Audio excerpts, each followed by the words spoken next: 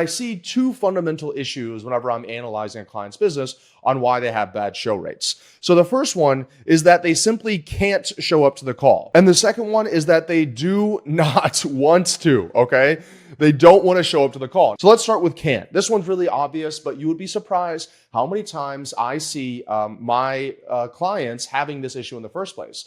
Can't means that somebody just booked a call to speak with you and you don't have something that lets them know as soon as they book the call that their call has been booked. You don't have something that sends them the link, like say the Zoom link for that call. You don't have an automation that reminds them leading up to the call, et cetera, et cetera. Okay, now let's go into number two. They do not want to show up to the call. Whenever somebody is choosing to do something, whether it's a dentist appointment, it's a sales call, in today's day and age, that time is being competed with the 10,000 other things that person is doing.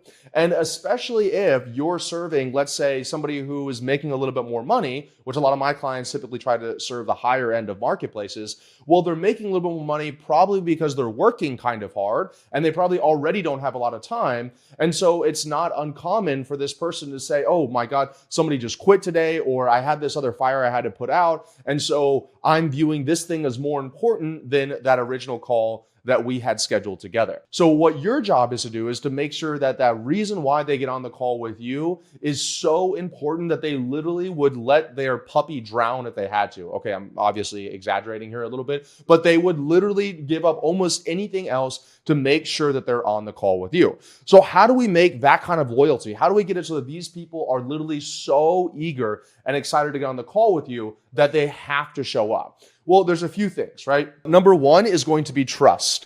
So they need to really, really trust you. They need to really, really trust the process. And one of the best ways to build trust is going to be with content, okay? So we want to make sure that before somebody gets on a call, that they are getting warmed up considerably and that they're getting exposure to us and our brand. So that way we make sure that by the time they get on the call, that they're actually going to show up. So content is the number one way to build trust with your prospects. And there's a few ways that you can do that, right? So there's going to be top of funnel content. And this could be, for example, YouTube videos. This could be Instagram videos. This could be ads. But this is where people are really getting to know you. They're spending the first 1 to 2 to 3 hours with you, consuming your content, understanding that you know what you're talking about. They're learning from you. And people that learn from other people, they respect those people. They trust those people. If you teach somebody something that they didn't know previously. But then you have middle of funnel stuff. So middle of funnel means after they've consumed a couple of your videos, they spent 1, 2, 3 hours with you. Well, now we want to try to start to filter out those that just want to watch your videos and watch your stuff for free, and those that are actually genuinely interested in your help. And that's where you're going to create stuff like video sales letters. That's where you're going to create stuff like webinars. That's where you're going to create stuff like email sequences, right? These are all things that we're doing to continue to build the trust that we built top of funnel here, but we're going to be a little bit more direct. We're going to say, hey, you've liked all of this content. If you've watched my stuff before, then you're probably this kind of person. Let me actually show how we can help you X, Y, Z.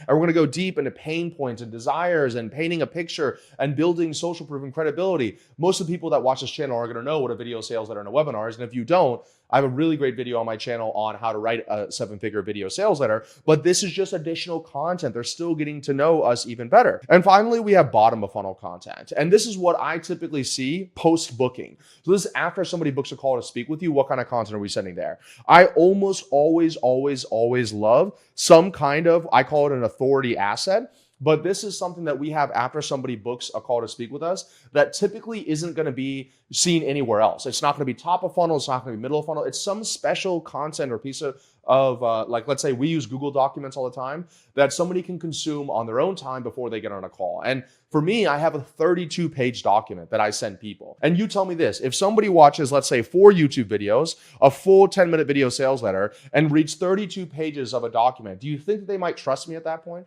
Do you think they might show up to that call at that point? Do you think that they might actually close at that point? The answer is obviously yes, or at least they're going to have a higher likelihood of doing it than if they didn't do these things. If you want my help installing any of these systems in your business done for you, be sure to book a call with my team down below.